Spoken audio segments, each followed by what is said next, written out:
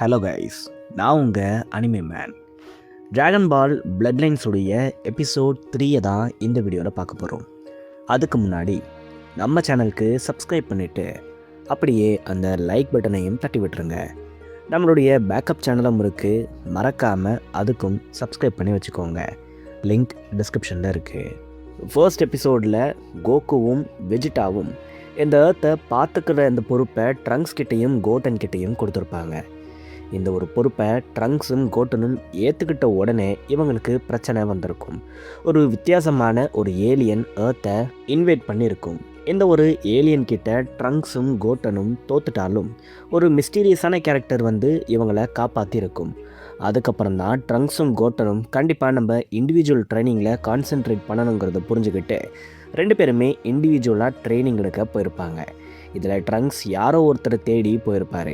ஆனால் கோட்டன் யார்கிட்ட ட்ரைனிங் எடுக்கிறதுன்னு தெரியாமல் ஒரு வித்தியாசமான எனர்ஜியை சென்ஸ் பண்ணி அதை ஃபாலோ பண்ணிக்கிட்டே போயிருப்பார். பார்த்தா அந்த ஒரு எனர்ஜி யாம்சா கிட்டேருந்து வந்துட்டு இருந்துச்சு அப்படிங்கிற மாதிரி காட்டியிருப்பாங்க. அது மட்டும் இல்லாமல் இவர் யாம்சாவோட ஒரு ஃபைட்டையும் பண்ணியிருப்பார். இந்த ஃபைட்டுடைய ஸ்டார்டிங்கில் கோட்டன் யாம்சாலாம் ஒரு வீக்லிங்கிற மாதிரி நினச்சிருப்பார். இவனெல்லாம் ஈஸியாக பீட் பண்ணிடலாம்னு நினச்சிக்கிட்டு இருந்த அவருக்கு ஒரு ஷாக் காத்துக்கிட்டு இருந்துச்சு. ஏன்னா யாம்சா முன்னாடி பார்த்தா மாதிரி இல்லை, அவர் ரொம்ப ஸ்ட்ராங்காக இருப்பார். இவங்க 2 பேருக்குமே ஒரு பயங்கரமான பேட்டில் நடந்திருக்கும். இந்த பேட்டிலில் கோட்டன் ரொம்பவே மோசமாக தோற்றுருப்பார். ஸோ இது வரைக்கும் தான் லாஸ்ட் எபிசோடில் நடந்திருக்கும். இந்த எபிசோடில் என்ன நடந்துச்சுன்னு பார்ப்போம். யாம்சா கிட்ட தோற்ற உடனே கோட்டன் அவரை பாராட்டுறாரு.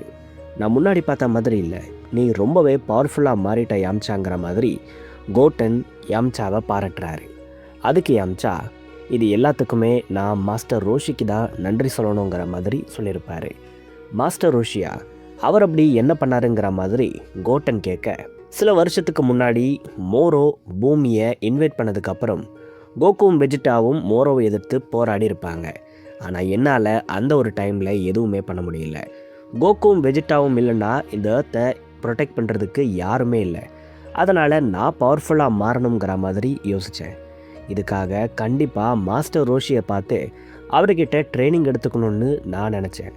அப்படி அவரை தேடி போகும்போது மாஸ்டர் ரோஷியும் ஜாக்கோவும் அவருடைய ஐலண்டில் சில் பண்ணிக்கிட்டு இருந்தாங்க. டோர்னமெண்ட் ஆஃப் பவரில் மாஸ்டர் ரோஷி ரொம்பவே சூப்பராக பெர்ஃபார்ம் பண்ணதாக நான் கேள்விப்பட்டேன். அதனால் அந்த ஒரு ட்ரைனிங்கை எனக்கு தாங்கங்கிற மாதிரி நான் மாஸ்டர் ரோஷி கிட்டே கேட்டேன். அவரும் எனக்கு கடுமையான ட்ரைனிங்கை கொடுத்தாரு. அதுக்கப்புறம் அவர் ட்ரைனிங்கை கண்டினியூ பண்ணாமல் எனக்கு ஒரு மிஷனை கொடுத்தாரு. ஆமாம், கியான் கிறிஸ்டல்னு சொல்லப்படுற ஒரு கிறிஸ்டலை கண்டுபிடிச்சி கொண்டு வரணுங்கிற மாதிரி அந்த ஒரு மிஷன் இருந்துச்சுங்கிற மாதிரி யாம்சா சொல்கிறாரு. இதை கேட்ட கோட்டன், கியான் கிறிஸ்டலா? அப்படி ஒரு விஷயத்தை நான் கேள்விப்பட்டதே இல்லையே, அது ஏர்த்தில் தான் இருந்துச்சாங்கிற மாதிரி கேட்பார். அதுக்கு யாம்சா, இல்லை, அது டோரோன்னு சொல்லப்படுற ஒரு பிளானட்டில் இருக்குது. ஆனால் அந்த ஒரு பிளானட்டுக்கான வழியை ஜாக்கோ தெரிஞ்சு வச்சுருந்தான். அதனால் நானும் ஜாக்கோவும் அந்த ஒரு பிளானட்டுக்கு கிளம்பி போனோம். ஆனால் ஜாக்கோவுடைய கவனக்குறைவால் அங்கிருந்த ஒரு காமெட் மேலே நாங்கள் மோதிட்டோம். எங்களுடைய இந்த ஸ்பேஸ்ஷிப் ஒரு வினோதமான பிளானட்டில் போய் கிராஷ் ஆயிடுச்சு. அந்த பிளானட் ரொம்பவே குட்டியாக இருந்துச்சு. அங்கே இருக்கக்கூடிய ஆட்கள் எல்லாம் எலி மாதிரி சின்னதாக இருந்தாங்க. அவ்வளோ குட்டியான பிளானட்குள்ளே எப்படி உங்களால் போக முடிஞ்சதுங்கிற மாதிரி கோட்டன் கேட்டிருப்பார். அந்த ஒரு பிளானட்டுக்கு போகிற வழி ரொம்பவே குட்டியாக இருந்ததால் நான் அதை தோண்டி தான் உள்ளே போக வேண்டியதாக இருந்துச்சு. கொஞ்சம் தோண்ட ஆரம்பித்த உடனே அந்த வழி ஆட்டோமேட்டிக்காக உடைய ஆரம்பிச்சிருச்சு. அந்த மொத்த பிளானட்டும் ஏதோ உடஞ்சி விழுற மாதிரி இருந்துச்சு. ஏகப்பட்ட கற்கள் எங்கள் மேலே விழுந்துச்சு. நான் கமையாமையாவை யூஸ் பண்ணி அது எல்லாத்தையும் டிஸ்ட்ராய் பண்ணேன்.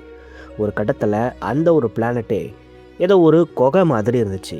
அதுக்குள்ளே நான் போகும்போது ஒரு வித்தியாசமான ப்ரெசன்ஸை ஃபீல் பண்ணேன். ஆமாம், போப்போ மாதிரியே இருக்கக்கூடிய ஒரு கேரக்டரை நான் அந்த ஒரு பிளானட்டில் மீட் பண்ணேன். இவன் எந்தளவுக்கு பவர்ஃபுல்லாக இருக்கான்னு தெரிஞ்சுக்க அவன் கூட ஒரு சின்ன ஸ்பாரிங்கை நான் பண்ண வேண்டியதாக போச்சு. அந்த ஒரு ஸ்பாரிங்க்கு அப்புறம் வேறு ஒரு வித்தியாசமான எனர்ஜியை நான் சென்ஸ் பண்ணேன். அது ரொம்பவே ஈவலாக இருந்துச்சுங்கிற மாதிரி யாம்சா சொல்கிறாரு. அந்த ஒரு ஈவில் ப்ரெசன்ஸை வெளிப்படுத்தின அந்த கேரக்டருடைய நேம் செசாமே. இவன் ரொம்ப மோசமான ஒரு கேரக்டர்னு அந்த போப்போ மாதிரி இருக்கிற அந்த ஒரு ஆள் எனக்கு சொன்னான். அவன் என்னை அட்டாக் பண்ண வரும்போது அந்த பிளானட்டுடைய கார்டியன் திடீர்னு அங்கே அப்பியர் ஆகி என்னை காப்பாற்றினான். இவனுடைய பேர் மிக்னாங். இந்த பிளானட்டில் ரொம்பவே கொடூரமான செயல்களை இந்த ஒரு செசாமே செஞ்சுக்கிட்டு இருந்தான். இவனை எப்படியாவது அழிக்கணும்னு பல வருஷமாக போராடி முடியாமல் போச்சு. அதனால் வேறு வழியே இல்லாமல் இவனை இந்த காமெட்டில் சீல் பண்ணி வச்சுருந்தாங்க. ஆனால் நானும் ஜாக்கோவும் அந்த ஒரு காமெட்டை தான் கிராஷ் பண்ணிவிட்டு இந்த ஒரு பிளானட்குள்ளே வந்திருக்கோம். ஸோ எங்களால் தான் இவன் இப்போது ரிலீஸ் ஆகி இருக்காங்கிற மாதிரி அந்த ஒரு கார்டியன் சொல்ல, எப்படி ஒரு தப்புக்கு காரணமாக இருந்த நானே இந்த ஒரு தப்பை சரி பண்ணுறேன், நானே இந்த ஒரு செசமேவை அடித்து சாகடிக்கிறேன்னு சொல்லிட்டு அவன் கூட சண்டை போட ரெடியானங்கிற மாதிரி யாம்சா சொல்கிறாரு. நீங்கள் அவனை அழிச்சிங்களா, அந்த ஒரு கிறிஸ்டலை எடுத்தீங்களா இல்லையாங்கிற மாதிரி கோட்டன் கேட்க, ஆமாம், அவன் கூட நான் சண்டை போட்டேன். ஆனால் உண்மையை சொல்லணுன்னா இந்த ஒரு ஃபைட் ரொம்பவே ஈஸியானதாக இல்லை, ரொம்ப ரொம்ப கஷ்டமாக இருந்துச்சு. எந்த அளவுக்குன்னா நான் என்னுடைய எனர்ஜி மொத்தத்தையும் இழக்கிற மாதிரி இருந்துச்சு. அவன் ஆல்மோஸ்ட் என்னை கொன்று இருப்பான். அவன் கூட பயங்கரமாக நான் ஃபைட் பண்ணிகிட்டு இருந்தேன். அவன் என்னுடைய கதையை முடிச்சுட்டு தான் ஒரு கடத்தில் நினச்சிட்டான்.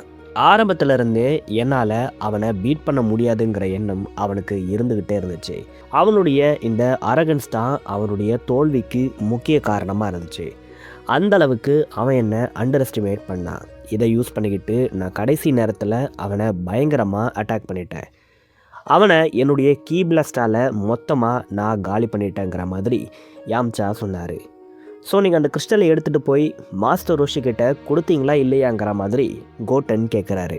அதுக்கு யாம்சா, கொடுத்தேன். அந்த ஒரு கிறிஸ்டலை எடுத்துகிட்டு வந்து நான் மாஸ்டர் ரோஷி கிட்ட கொடுத்தேன்.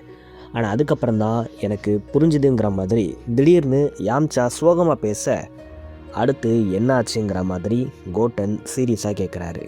இந்த ஒரு பிளானட்லேருந்து யாம்சா ரிட்டன் ஆகி ஏர்த்துக்கு வந்திருப்பார்.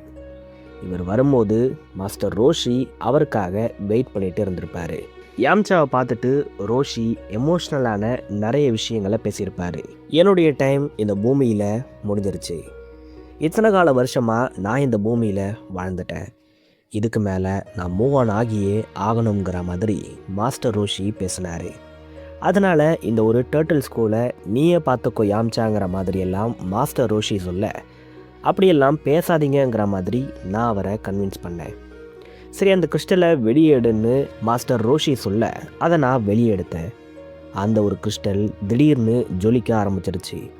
எங்களை சுற்றி ஒரு வித்தியாசமான எனர்ஜி ஃபார்ம் ஆச்சு. எனக்கு என்ன நடக்குதுன்னே புரியல.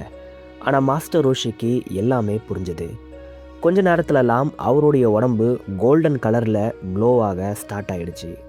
அவருடைய கீ பயங்கரமாக ஒரு ஸ்பைரல் மாதிரி என்னை சுற்றி வந்துக்கிட்டு இருந்துச்சு.